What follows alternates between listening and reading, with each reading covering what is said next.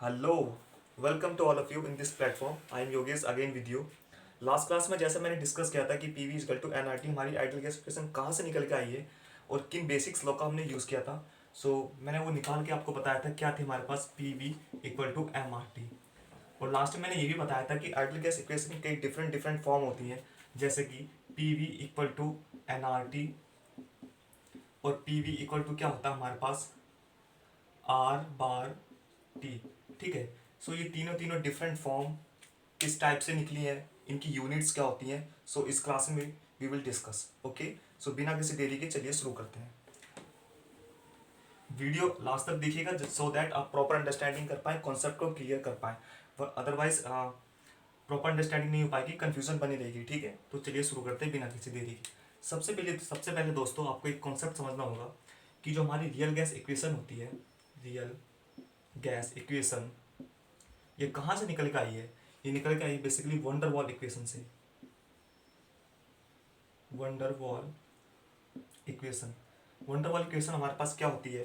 हमारे पास P plus a upon में v square bracket v minus b equal to होता है हमारे पास आर टी। ठीक है, ये हमारे पास वंडर वॉल इक्वेशन होती है। किसने दी थी? वंडर वॉल इक्वेशन दी थी जब जब हमारे पास आइडियल गैस इक्वेशन नहीं थी, जब उससे पहले भी ये रियल गैस इक्वेशन थी हमारे पास। ठीक है, इसमें आपको जो ए दिख रहा है बेसिकली ये होता है हमारे पास force of attraction between the molecules. देखिए ये अब फोर्स ऑफ अट्रैक्शन मैं यहाँ लिख दे रहा हूँ, force of attraction between molecules. और बी हमारे पास यहाँ पे होता है को वॉल्यूम। कीप रिमेंबर, को volume of individual individual molecules of gas. समझिए बात को ध्यान से, मैं क्या कहना चाह रहा हूँ। यहाँ पे जो ए है वो फोर्स ऑफ अट्रैक्शन है, बी यहाँ पे हमारे पास क्या है? कोवॉल्यूम ऑफ इंडिविजुअल गैस। यदि फोर्स ऑफ अट्रैक्शन गैस में होता है तो उसकी जब मॉलिक्यूल कोलाइड करते हैं तो फोर्स ऑफ अट्रैक्शन होता है, उसमें हीट का ट्रांसफर होता है और मोमेंटम भी होता है। ठीक है, हीट का लॉस भी होगा। ठीक है, इसको हम नेग्लेक्ट करते हैं जब इसको इक्वल टू जीरो कर देंगे। ठीक है, नेग्लेक्ट करना पड़ेगा कि हीट का आपस में जो मोमेंटम है उसमें हीट ट्रांसफर भी हो सकता है। ठीक है, एनर्जी का ट्रांसफर भी हो सकता है, एनर्जी लॉस भी हो सकती है। उसको हमें नेग्लेक्ट करके चलना है, ये हम एज्यूम किया ऐसा। ठीक है, और बी कोवॉल्यूम सपोज दैट कि हमारे पास एक गैस है, इसका कई सारे डिफरेंट डिफरेंट वॉल्यूम है। तो इन जो मॉलिक्यूल्स का जो इसका इंडिविजुअल वॉल्यूम है इसको हमें नेग्लेक्ट करना है कि इंडिविजुअल मॉलिक्यूल्स का वॉल्यूम नहीं होता है। इसको भी हम क्या लेके चलेंगे? जीरो लेके चलेंगे। ये ऐसा हम एज्यूम करते हैं। जब ऐसा एज्यूम करते हैं तो यहाँ पे हमारे पास एक आइडियल गैस इक्वेशन निकल के आती है। क्या होती है वो? P we equal to M R t. कैसा है ये? देखिए मैं आपको दोबारा समझा देता हूँ। क्या हमने एज्यूम किया था? यहाँ पे फोर्स ऑफ अट्रैक्शन हमारे पास ए है वो इक्वल टू जीरो है, एज्यूम करके चल रहे हैं। बी हमारे पास क्या है? जो कोवॉल्यूम है वो भी हमारे पास जीरो है।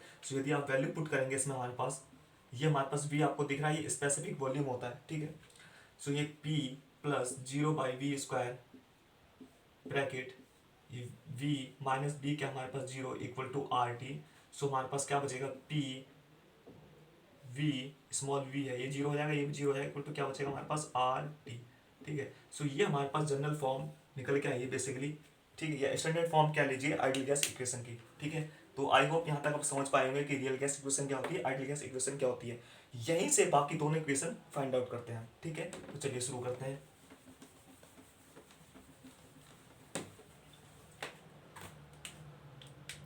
अभी मैंने आपको बताया क्या कि स्टैंडर्ड फॉर्म हमारे पास आइडियल गैस इक्वेशन क्या थी? P specific volume equal to are t. ठीक है, यहाँ पे जो आपको वी दिख रहा है ये बेसिकली क्या है? Specific specific volume of gas. Specific volume of gas. ठीक है, इस टर्म को आप ध्यान से समझिएगा। जहां कहीं पे स्पेसिफिक लिखा होता है उसका मतलब होता है वो प्रॉपर्टी डिवाइड बाई मास। उसको हम कहेंगे स्पेसिफिक। ठीक है, तो किसका वॉल्यूम की बात कर रहा हूँ मैं? गैस का। यदि गैस का टोटल वॉल्यूम वी है, इसको मैं मास से डिवाइड कर दे रहा हूँ। ठीक है, हमारे पास क्या निकल के आ जाएगा? Specific volume. ये हमारे पास क्या होता है? स्पेसिफिक वॉल्यूम होता है। Keep remember. ठीक है, यहाँ तक बात क्लियर है? ओके।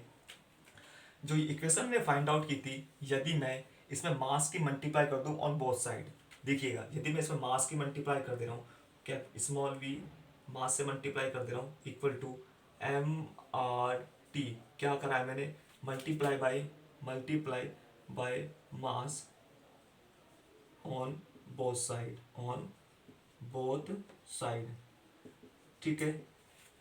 तो मैंने सो यहाँ से मुझे क्या मिलेगा, देखिए मैं यहाँ से v की वैल्यू निकाल सकता हूँ, कैपिटल V मतलब टोटल वॉल्यूम क्या हो सकता है हमारे पास, टोटल वॉल्यूम हो जाएगा specific volume into mass of gas, ऐसे we can write in the form of like this, मैं इसको इस तरह भी लिख सकता हूँ, ठीक है।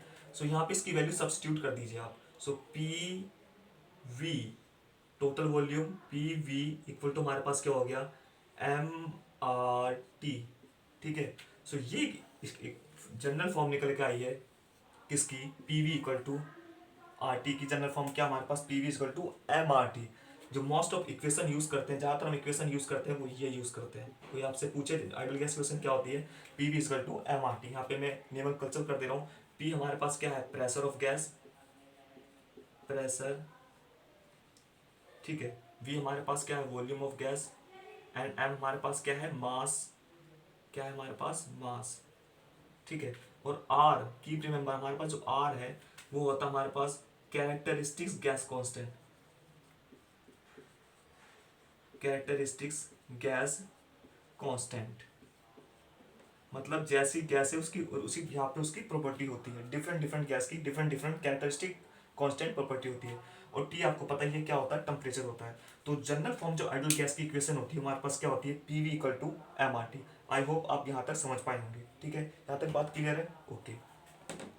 सो मैंने इससे दूसरी फॉर्म निकाली क्या, PV equal to MRT, okay. चलिए आगे आगे देखते हैं। सो मैं यहाँ पे लिख दे रहा हूँ PV equal to MRT, okay, बात क्लियर। ये सेकंड इक्वेशन निकल के आई है, ठीक है। यहाँ पे M था, यहाँ पे M नहीं है, यहाँ पे हमने मास कंसिडर करा है, कैसे करा है मैंने अभी आपको कुछ देर पहले बताया, ठीक है। चलिए एक बात देखिए बड़ी, जो मास होता है टोटल मास, वो मास क्या होता है हमारे पास, number of moles into molecular mass, into molecular mass. जितना मॉलिक्यूलर मास है उन मॉलिक्यूल्स का नंबर ऑफ मोल से मल्टीप्लाई कर दूं तो हमारे पास क्या आ जाएगा, हमारे पास टोटल मास आ जाएगा, क्या आ जाएगा, टोटल मास। ये आपने केमिस्ट्री में पढ़ा होगा आई होप, ठीक है। ये हमारे पास n क्या है, हमारे पास n है बेसिकली हमारे यहाँ पे नंबर ऑफ मोल्स, और कैप आपको ये कैपिटल M दिख रहा है, ये हमारे पास क्या है, मॉलिक्यूलर मास, ठीक है। सो मॉलिक्यूलर मास यदि n से मल्टीप्लाई कर दे तो हमारे पास क्या आ जाएगा, टोटल मास आ जाएगा, ठीक है। यहाँ तक बात क्लियर है, ओके। सो देखिए बड़ी, यदि मैं इस m की वैल्यू यहाँ पे सब्स्टिट्यूट कर दे रहा हूँ, यहाँ पे इस m की वैल्यू सब्स्टिट्यूट कर दे रहा हूँ मैं किसे, इस इक्वेशन में सब्स्टिट्यूट कर दे रहा हूँ, तो देखिए what we can find out, क्या मिलेगा आपको, PV इक्वल टू क्या हो जाएगा,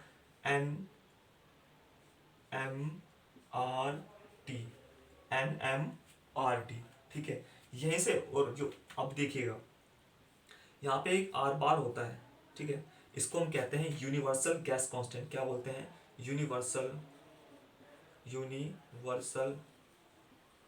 gas constant,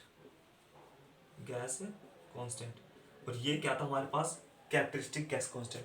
so universal gas constant जो होता है वो इक्वल टू होता है क्या, molecular mass into characteristic gas constant, ये इसकी वैल्यू होती है, ठीक है। क्या होता है, मैं यहाँ से अब क्या होता है, R बार इक्वल टू क्या होता है, molecular mass into characteristic gas constant, ये किसकी वैल्यू होती है हमारे पास, यूनिवर्सल गैस कांस्टेंट का फॉर्मूला होता है हमारे पास, ठीक है। यहाँ तक बात क्लियर है, ओके। यदि मैं इसकी यहाँ से वैल्यू, ये MR की वैल्यू यहाँ सब्स्टिट्यूट कर दूँ R बार, सो क्या हो जाएगा, PV इक्वल टू क्या हो जाएगा हमारे पास, R बार, ठीक है।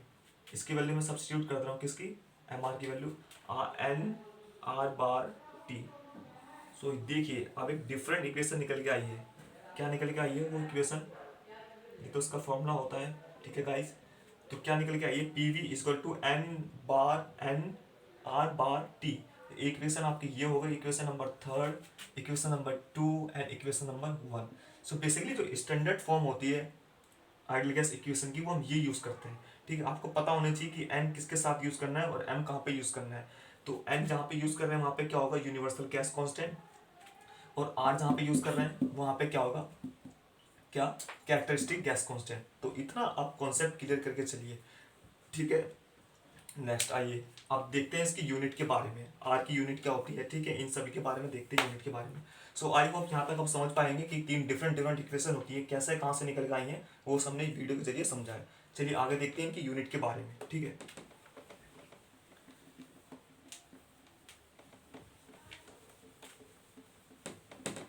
सो कौन कौन सी यूनिट हमने फाइंड करी है, P we equal to are T, and then P we equal to क्या हो गया हमारे पास, n R bar T, and P we equal to हमारे पास क्या हो गया, एम आर टी। ये तीन इक्वेशन हमने फाइंड करी है। ठीक है, अब इनकी बात करते हैं, वैल्यू की बात करते हैं। ओके, सो मैं सबसे पहले वैल्यू की बात कर रहा हूँ इसमें। वो वैल्यू है हमारे पास आर बार। आर बार क्या है यहाँ पे मैं लिख दे रहा हूँ, अगेन बता दे रहा हूँ, यूनिवर्सल गैस कांस्टेंट। आर बार हमारे पास क्या है, universal universal gas constant, gas constant. ठीक है, एक यूनिक वैल्यू जो हर किसी गैस के लिए आप यूज़ कर सकते हैं। ठीक है, सो उसकी यूनिट निकालते हैं पहले, देखिएगा। सो उसकी यूनिट क्या हो जाएगी, पी वी अपॉन में n t equal to r bar.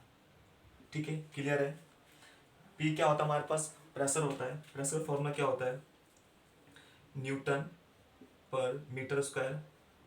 ठीक है, बात क्लियर है। वॉल्यूम क्या होगा हमारे पास, इनटू मीटर क्यूब। ठीक है, एन जो होता है हमारे पास वो मोल, किलो मोल, इसकी यूनिट यूज करते हैं, वो लोग यूज करते हैं किलो मोल, राइट गाइस। और टी हमारे पास क्या होता है, टेम्परेचर, जिसको किस में लिखते हैं, केल्विन में, स्टैंडर्ड टेम्परेचर। अब देखिए जो इसकी यूनिट निकल के आएगी, मैं वैल्यू नहीं बता रहा हूँ, यूनिट बता रहा हूँ। ठीक है, ये एम से एम कट जाएगा, यहाँ पे एक एम बचेगा, क्या हो जाएगा, न्यूटन मीटर अपॉन में क्या बचेगा, kilo mole, kilo mole kelvin. ठीक है, न्यूटन मीटर क्या होता है हमारे पास, एक एनर्जी होती है, इसको मैं जूल लिख सकता हूँ, क्या लिख सकता हूँ, जूल अपॉन में किलो मोल और केल्विन, जूल किलो मोल पर केल्विन। ठीक है, ये हमने क्या करा, यहाँ से यूनिट निकाली है। अब इसकी वैल्यू क्या होती है, वैल्यू देखिए क्या होगा, देखिएगा यहाँ पे जो हमारा प्रेशर, वॉल्यूम और एन आर बार और टी है, इनकी स्पेसिफिक वैल्यू यूज करते हैं। जो यहाँ पे प्रेशर यूज करेंगे हम, उसकी प्रेशर की वैल्यू होती है 1.3, सॉरी, प्रेशर की वैल्यू होती है 1.0135 बार। ठीक है, और जहाँ पे, ठीक है, वॉल्यूम यहाँ पे लेते हैं हम वी, वो होता है हमारे पास 22.41 मीटर क्यूब। ठीक है, और जहाँ पे एन लेते हैं हमारा क्या होता है, एन हमारा होता है volume of 1 mole, volume of 1 kilo mole. ठीक है, एन की वैल्यू क्या यूज करनी है, वॉल्यूम ऑफ 1 किलो मोल। ठीक है, बात क्लियर है यहाँ तक। और जो टेम्परेचर लेते हैं वो स्टैंडर्ड टेम्परेचर लेते हैं, क्या, 0 डिग्री सेल्सियस, या फिर आप ले सकते हैं 273.15 केल्विन। ये आपके स्टैंडर्ड टेम्परेचर होते हैं, मतलब स्टैंडर्ड एस टी पी की जो वैल्यू होती है, स्टैंडर्ड टेम्परेचर एंड प्रेशर, वो बेसिकली ये यूज़ करते हैं। ठीक है, यदि इस वैल्यू को आप सॉल्व करेंगे कैसे, देखिए इसमें पुट कीजिए आप इस वैल्यू को। प्रेशर क्या हमारे पास, इस प्रेशर को मैं ऐसे भी कन्वर्ट कर सकता हूँ, तो यदि मैं इसमें 10 की पावर 5 कर दूँ तो हमारे पास क्या हो जाएगा, न्यूटन पर मीटर हो जाएगा। ठीक है, इस वैल्यू को आप यूज़ करिए 1.0135 इंटू 10 की पावर 5। ठीक है, इंटू वॉल्यूम क्या था हमारे पास 22.41 डिवाइड बाई एन क्या था हमारे पास, एन हम इक्वल टू 1 लेके चलते हैं, नंबर मोल्स हम यहाँ पे 1 ले लिया हमने, 1 इंटू, ठीक है, टेम्परेचर क्या हमारे पास 273.15 केल्विन। इसको प्रॉपर सॉल्व करेंगे, सो यहाँ से वैल्यू निकल के आएगी हमारे पास, वो क्या निकल के आई थी, वो निकल के आएगी 8314.4 जूल पर kilo mole kelvin, kilo mole kelvin, ये वैल्यू निकल के आएगी हमारे पास। ठीक है, कैसे निकली है, उसके जरिए निकली, मैंने आपको बता दिया है। ये एग्जाम में आता नहीं है, फिलहाल आपको मैं जानकारी के लिए मैंने आपको बता दिया है। ठीक है गाइस, आई होप आपको समझ में आया होगा ये वैल्यू कहाँ से आई है। ठीक है, सो आर बार की जो वैल्यू निकल के आई है मेरे पास, वो क्या निकल के आई है, 8314.4 4 जूल पर किलो मोल केल्विन। ठीक है, यदि मैं इसमें 1000 से मल्टीप्लाई कर देता हूँ क्या हो जाएगा, किलो हो जाएगा। तो स्टैंडर्ड वैल्यू यूज़ करते हैं 8.314 किलो जूल पर केजी पर किलो मोल केल्विन। ये इसकी स्टैंडर्ड वैल्यू होती है किसकी, आर बार की। आई होप यहाँ तक आप समझ पाए होंगे। ठीक है, ये तो हमने आर बार की वैल्यू यहाँ से यूनिट फाइंड आउट करी। अब जरा उसको देख लेते हैं आर क्या होता है हमारे पास। आर मैंने आपको बताया क्या होता है, characteristic gas constant, characteristics gas constant. ठीक है, कैरेक्टरिस्टिक गैस कांस्टेंट मैंने अभी कुछ देर पहले बताया था कि इसकी जो वैल्यू होती है आर की, वो क्या होती है, आर बार। ठीक है, कैरेक्टरिस्टिक क्या होता है हमारे पास, आर बार डिवाइड बाई हमारा होता है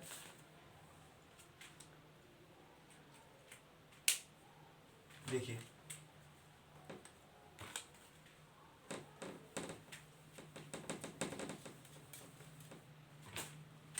आर इक्वल टू होता है हमारे पास R bar divide by m. ठीक है, यहाँ पे जो गैस यूज करते हैं बेसिकली एयर यूज करते हैं, और एयर का मास लेके चलते हैं कितना, 23। क्यों, गैसेस में कई सारी गैसेस मिक्स होती हैं, जैसे कि हमारे पास नाइट्रोजन, ऑक्सीजन, आर्गन, नियॉन, ठीक है, फलाना डिमका, कई सारी गैसेस होती हैं। सो इसका मास यूज करके चलते हैं 29। सो आर बार की वैल्यू हमारे पास कितनी थी, 8.314 डिवाइड बाई 29 करेंगे तो यहाँ से वी गेट क्या फाइंड आउट होगी, हमारी आर की वैल्यू निकल के आएगी 0.28, मैं यहाँ से लिख दे रहा हूँ 0.287 किलो जूल पर केजी केल्विन। अब यहाँ से मोल क्या हो गया, देखिए मैंने अभी आपको बताया था कि मोल की वैल्यू क्या होती है हमारे पास, mass into number of moles. ठीक है, सो यहाँ के एन की वैल्यू हम यहाँ से निकालेंगे, एन इक्वल टू क्या हो जाएगा हमारे पास, mass, total mass divide by m. तो एम से एम कैंसिल आउट हो जाएगा हमारे पास। सो यहाँ पे एन, इसकी वैल्यू को नेगलेक्ट कर देते हैं हम। ठीक है, सो यहाँ से हमारी ये वैल्यू निकल के आती है। ठीक है, सो चलिए इस वीडियो के जरिए आपको मैंने समझाने की कोशिश की कि आर बार की वैल्यू क्या होती है और आर की वैल्यू क्या होती है। आई होप गाइस आपको समझ में आएगा प्रॉपर। ठीक है, तो thank you so much for watching guys, and यदि आपको वीडियो पसंद आया तो लाइक और सब्सक्राइब करें। Thank you so much for watching guys.